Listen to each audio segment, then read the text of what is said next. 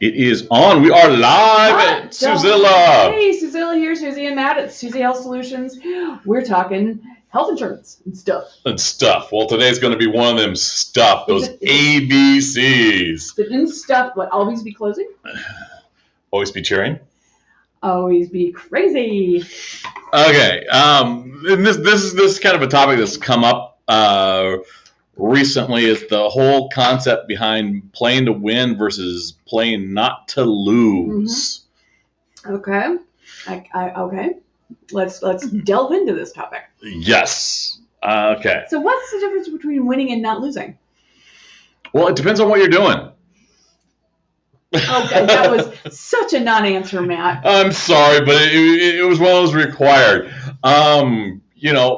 Playing not to lose is, really focused on, if you're in school, okay, doing D-level work. Okay. Playing to not get kicked out. It's a lot of under the radar stuff. Under the radar, you barely show. You show minimal effort. Okay. Because you have no invested interest. There's no emotional highs. There's no emotional lows. You're just getting by. Yes. I know a lot of people who live their lives like that. Yeah. And some people are really, really happy and content doing that. Other people are just kind of pathetic and sad.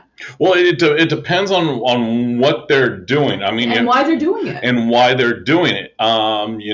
There's a lot of people who do their workaday jobs that way. Yeah, I understand that because they're not happy with their workaday job, so they get in there, they do the job, they go home.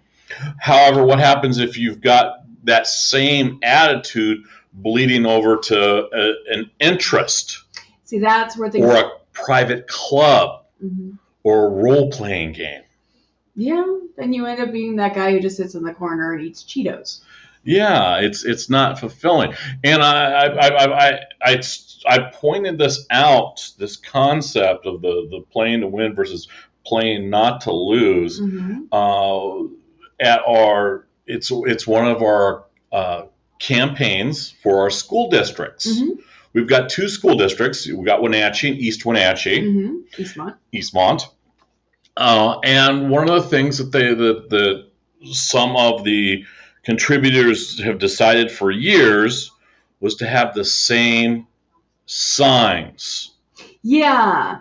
They just recycle them every year. Slap a new date on it and move on. Well, they don't even slap a new date on them. Well, they just recycle them. Which is a money-saving technique, because those signs ain't cheap. Correct. It's a money-saving technique, but it gets rid of the special. Okay. So it creates a never-ending cycle. So even if they slapped a sunshine sticker on it, it would pep it up just a little bit. And it's been, since about 2008 when the political viewpoint has really changed, and you have opposition to taxes really starting to take a place. Which is very important with school districts because they're always dealing with bonds and stuff. Yeah. So they've got an active, organized opposition force that's invigorated, that's actively marketing against them. And they're not counter-marketing. And they're just phoning it in, expecting a result. It's that old adage, resting on your laurels. Yes. They're expecting everyone to have the idea that having a community investment, having smarter students, having invigorated students, having smart and invigorated employees or coworkers, adults. They're not communicating the value add of investing in schools. They're just phoning it in and saying, "Oh, we can save money here by having the same reused signs." They're not thinking. They're thinking small. They need to think bigger. Correct, and it's one of the things that we see over and over again of the phoning in of establishments. Corporate America is notorious for that. Well, it's not just corporate America. It bleeds over. Politics is really a good one. That's true. To view at it. You get like Congress people who are just sort of, they get in there and they stay there for 60 years and never do anything besides collect a paycheck and show up to vote. Yeah, and then they vote they vote the party line usually, mm-hmm. and they never they go to their mandated committee meetings, but they never do anything with them. Mm-hmm. You know, and then but people still continue to vote for them because they're the group that phone it in and don't want to lose. Yeah, they're not risking anything to enrich their lives. So what you run into with that particular group is if you had a dynamic candidate in the same party, let's assume it's the same party, running against your entrenched candidate, mm-hmm. the new dynamic candidate is playing to win, whereas the entrenched candidate is playing not to lose. So it's about influencing the voter on how they perceive things. Correct. It's all about how the other person, and we did the same thing for what we do. Mm-hmm. Because, years ago when the Affordable Care Act was just starting up, we'll be in our 9th open enrollment this year. Oh, yeah. We came in and we applied some really different concepts when we built our agency. We really did. We do things different than anybody I've ever met in the insurance industry. Now, we know a lot of folks, especially in the property and casualty, mm-hmm. Throughout the nation, just because of internet, that do some really amazing, forward-thinking things. Yes. Great concepts, great ideas, and we trade back and forth with them. A lot of them are property people. Correct. As far as I know, we're one of the few that are doing what we're doing with health insurance. There's a handful that I know of. It's us and like Mike and. Yeah, there's a couple. Mike C's over on the other coast. Yeah, he's over east and coast. He does a lot more internet stuff than we do, and there's a lot more different states. I want to say he's in a lot of states, and he's building up in Florida right now, I think. Mm-hmm. Yeah, he's really focused on Florida. We love Mike C. Insurance guy. Yeah, he's right in our wheelhouse with people we get along with. Oh yeah, well, half the time he's, spinning around and he's, playing video games. Yeah, exactly. And the thing is, he also knows how to diversify his life, so he's not just glued into one thing. He says, okay, great, I'm closing the office. I'm gonna go join my family. It's the end of the day. I'm going home. But he's also playing to win. Yeah, and he's also playing to win his life, not just his career. Correct. But it has that positive attitude. Bleeds over. It does. It absolutely does. And one of the things I've got to point out outside, and this was the thing that's gonna really frustrate some folks, and that's AOC when she won her initial campaign. Okay. And she ran against an established congressman. Yeah. And who had more money, mm-hmm. old establishment backing, mm-hmm. and at the end of her campaign, and she had her shoes, mm-hmm. and her shoes had holes in them mm-hmm. because she had worn them out going door to door talking to people. Yeah, and that is a huge difference in where she was playing to win. She was. She wasn't playing to sit back and, oh yeah, I'm gonna trust that these PAC money is gonna come in, and that's where small businesses are really struggling with the concept mm-hmm. of, should I play to win or play not to lose? Mm-hmm. I think we've got one of the things you're going to run into, and I don't even know if you crossed your mind, but personality styles can really influence on how you work that game. For example, if you're introverted, mm-hmm. if you're not rah go kind of person, if dealing with folks kind of makes you uncomfortable, you might play to not lose, because if you are if you're being really proactive and playing to, well, no, it's harder to play to win. It's different. And different's uncomfortable for a lot of people who are shy. And, it's different. Yes, you can't go out there and be the dynamic outdoor salesman. But you don't have to be the dynamic outdoor salesman and still play to win. Correct. Yeah. You just have to work it out for your comfort level and skill set. And your style. Because there's definitely ways to make that work. We were watching. Was it Top Chef last night? The Top Chef. Yeah. And they had the gentleman. He was from the South. He was doing the lowlands. Yeah, I can't think of his name. Kevin something. Yeah, and it was Kitchen Wars, and he couldn't quite communicate his concept and put it on the dish. Right. He had it in his head, but he could not execute it. And what really needed, because he's a really, fantastic chef and just an amazing individual. And I was watching it, and I was like, he needed a partner. He needed a partner to do some editing and to get that his mental vision and carry it across and present it to the judges because it got lost. In research, he does that in his life. This is reality TV. This is Restaurant Wars. He didn't have that. Uh-huh. But in his life, I think he's got that, especially with his wife. Yep. Because the challenge before that included his wife, and he just crushed it. Yeah, and that is amazing. I'm big. Oh, he's looking him up. Oh well, no, I got a couple saying hello. Hello, people. And then that's the. Thanks for joining us. Yeah, thanks for joining us. And that is the biggest difference. It's sometimes, when you're not that outgoing, you can't be everything. We hear that over and over again. Yeah. You can't be everything. Well, yeah, you'll burn yourself out, and there's going to be things you're not exceptional at. Mm-hmm. And you got to be bold enough to say, you know what, I kind of suck at that. And you got two choices. You can say, okay, well, I'm going to spend the time and invest in getting better at that, or I'm going to spend the time and invest in another person getting better at it. Mm-hmm. And that's one of the things that we do back and forth. Yes.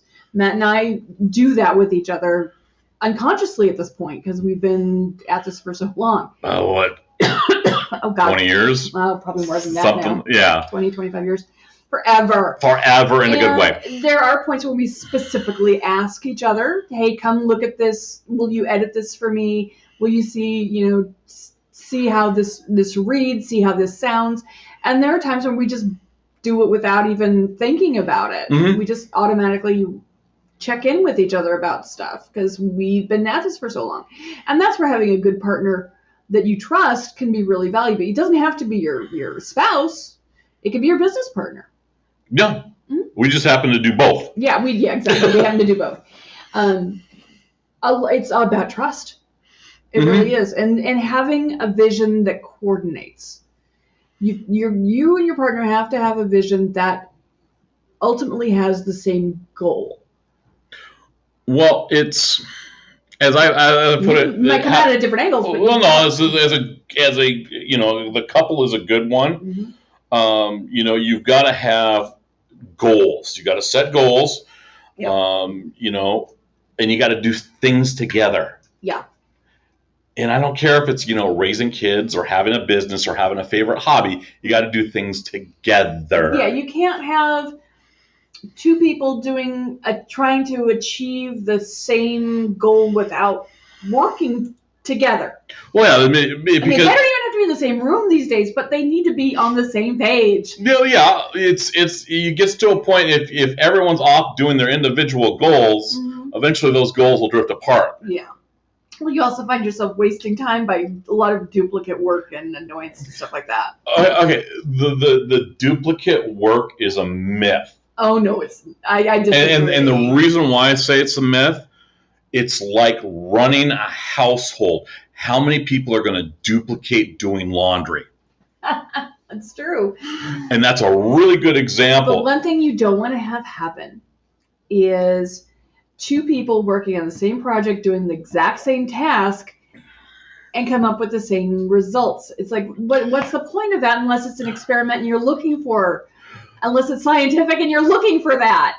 It doesn't happen. It does. It is so infrequent that it's an oddity. And the reason I say that is the whole concept behind corporations saying, "Oh, we're going to trim the fat, we're going to cut out the redundancy." Yeah.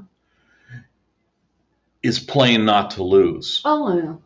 Well, yeah, they're trying to not lose money. They're trying to not lose their investors. They're trying to stay the status quo.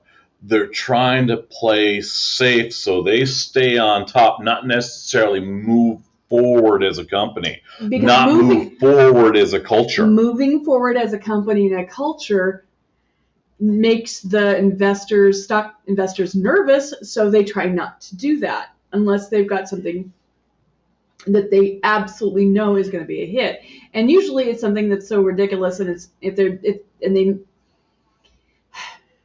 you're very rarely going to see strong movement unless, like I said, unless somehow they bought a hit.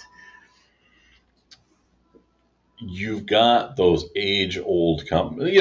80% of the stock market is owned by like the top 10%. Oh yeah, I know.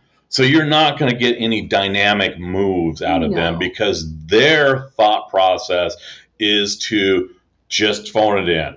So minimal investment for maximum return. So is that how people like Elon Musk get terrified of him?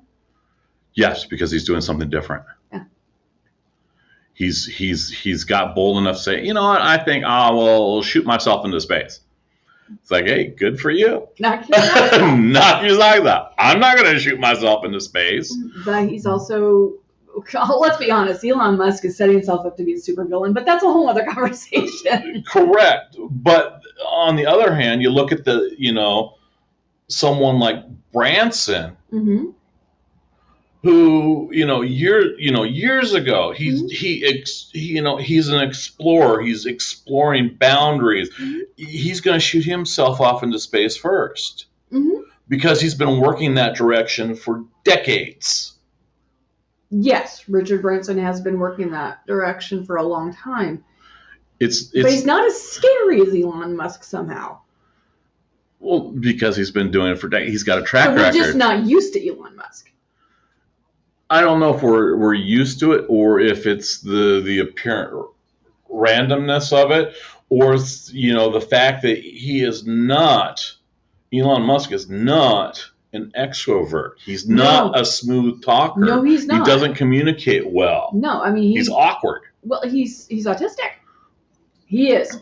He's talked about that. Yeah. He's on the spectrum, and that's part of, that may be why people have a hard time connecting with him from a exterior standpoint. I'm not getting very good. I'm not connecting this very well. Well, no, it's that communication thing. Yeah. He's got different visions. I think he started out PayPal, if I remember right. I do not know. He's done a couple different projects, and it wasn't him being the spokesperson. No, he always put somebody else in front because he knew he wasn't so good at that. Yeah, he brought around a team that got the job done, and that is an important skill. But again, he's still playing to win. He's playing to shoot himself out into space. He's looking at expanding himself, and that's that is a very distinct business attitude that he carries through all his things. So you got to decide: are you comfortable where you're at? One of my famous analogies: if you are treading water right now in your lifestyle, inflation will swamp you in a year. Yeah, that's true. So, okay, what if you are getting to the point where you really are doing well? You're chucking right along. You've played to win a long time, and you just kind of want to rest on your laurels. You make an active decision There's nothing wrong with that. Unless you're afraid to come back around to playing to win if you need it. Well, it depends, because there are two different ways you can do it. Say, okay, mm-hmm. I'm going to rest. Mm-hmm. So are you encouraging the folks around you to grow? Or are you stifling them? It's the team effort. It's back to the team. Well, it's not necessarily the team, it's the community effort. Yeah, it's true. Because if you think about it, there are a good example of this was the cannabis industry in mm-hmm. Washington State. Yeah. Go ahead. They clearly an agricultural product. Mm-hmm. You're growing it. It's a farm. It's a marketplace. However, the established farmers mm-hmm. did everything in their power to squash it. Yeah, they just could not get on board with it. And per square foot, a cannabis farm makes more money than anything else agriculturally. Mm-hmm. I mean, everyone's got their little hands out, and then it's going, oh, well, it's horrible and whatnot, but at the end of the day, none of those old established the hay farmers, the orchardists, mm-hmm.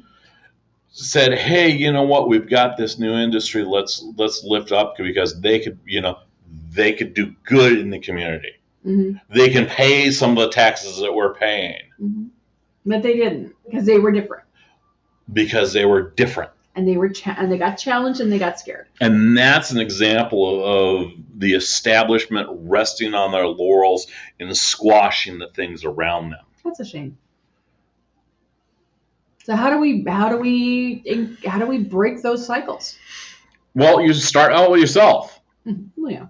You start out with, how do I make myself better? Is it taking a class? Is it asking for a promotion? We just went through a vicious cycle of contracting. Yeah, that was no fun. Which reminds me, I got stuff to do today about that. Yes, we got it's our fifth contract out of mm-hmm. 6 years. Yeah. With the Washington Healthplanfinder. 18. We are confirmed again to be the full service enrollment center for 2022. So out of 1,400 producers and about another, I want to say there are under 1,000 navigators, mm-hmm. there are only 11 enrollment centers in the state of Washington. People who are contracted with the state to assist people help with enrolling in health insurance using the Washington State Healthplanfinder. And it's more than that, because also it's education. It is. And that's a big component, because we talk to people on a regular basis, like, yeah, this is how insurance works. Mm-hmm. And that having that conversation is something important, because we didn't do that in high school. No. No one's ever went to a class and said, oh yeah, this is what a deductible is, or this is what a copay means, no. Or this is how I look up my drugs on a formulary. Mm-hmm. We saw that years ago when I got diagnosed with diabetes, and you were right there with the formulary. It's like, oh, this is the one that works on my formulary. This is, prescribe this, and we'll have no problems, and we won't have to change anything on the way in. Mm-hmm. That's because I knew how to do that after being in the pharmacy industry for almost 20 years. Yeah, so we were able to assist our medical professional make a decision that would streamline their lives. It did, and he was thrilled. He was just tickled pink that we could do that. Oh, she?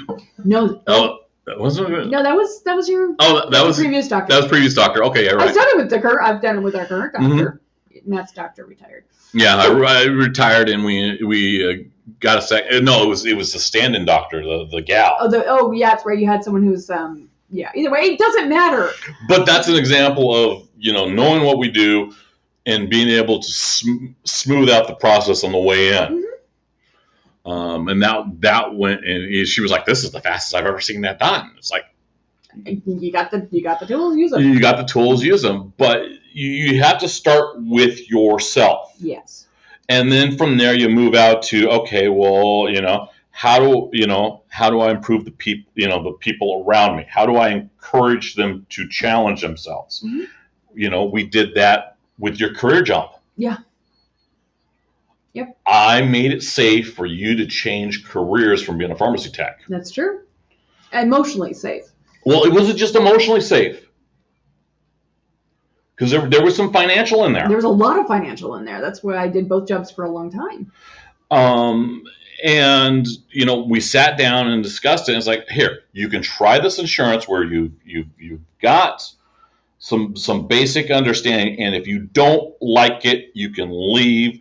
The policies stay in our house, mm-hmm. and we don't lose out on anything. Exactly. We insulated ourselves for whatever was going on, and it worked out great for me. It really did. Sometimes you gotta try, and sometimes you fail, and sometimes you continue, and sometimes you succeed.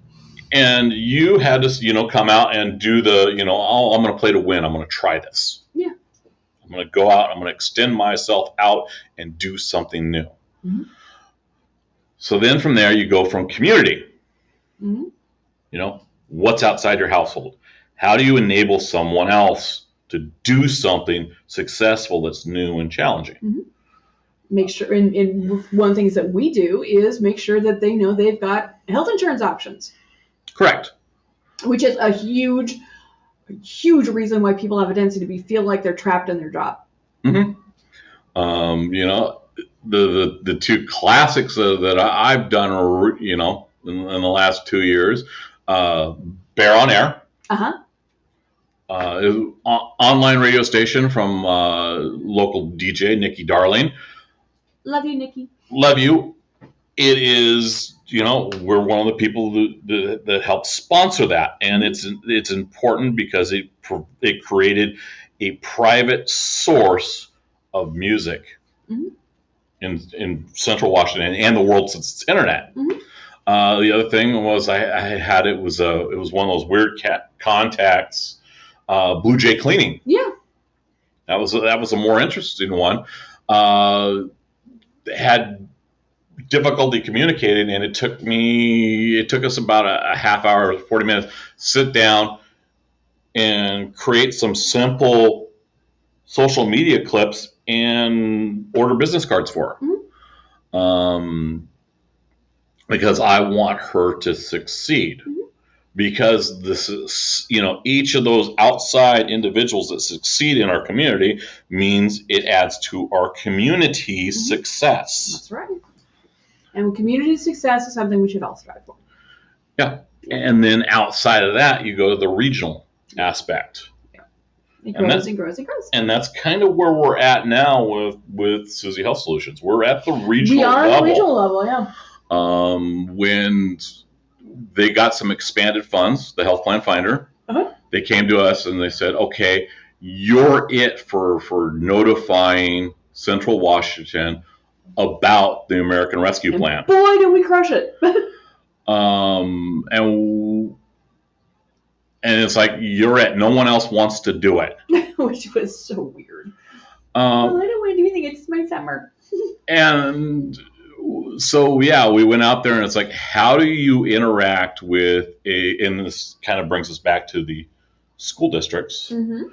How do you operate a positive message in a hostile environment? Ooh, that's a tough one. And we're seeing more and more of that because the opposition forces like to play the win. So they're looking for their winners. Yeah, that's true. And they're cultivating it. And they're cultivating it. And they're cultivating that attitude. Mm-hmm. So, yeah, you can have a great attitude and a lousy product. Yeah. You can have a great attitude of getting out there and community, and that's completely irresponsible. Yeah. A good example of we're seeing that is the fireworks. That's true. Here in Wenatchee, we, Chelan County and the city of Wenatchee said no fireworks. Mm-hmm. City of East Wenatchee, county of Douglas County, I said no fireworks. City of East Wenatchee said, sure, blow them up. And I think the best example. And this is after a 4-day heat wave. Yeah, this heat wave shut down everything. Go check out our blog. We baked cookies in our car. Yeah, we baked cookies in our cars. We fried eggs outside just using the sun in a frying pan.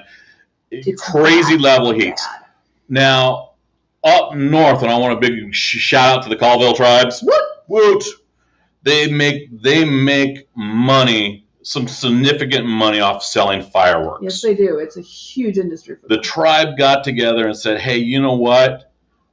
It's too freaking dangerous. We're going to shut down sales. We're going to shut down ignition. And if you break it, it's a $5,000 fine. Yep, they're not messing with us. They're not messing around. They don't want their place to burn down. They care about each other. And that's an example of that tribe playing to win. Mm-hmm. And their win is community and not having the place burned down. Mm-hmm. And that's where we're going to end it today. I like that. So, hey, have a great day and enjoy, enjoy Independence Day. Stay safe. Stay safe. Cool. Make some ice cream. There you go. All right. Bye-bye for now. Thanks for joining us.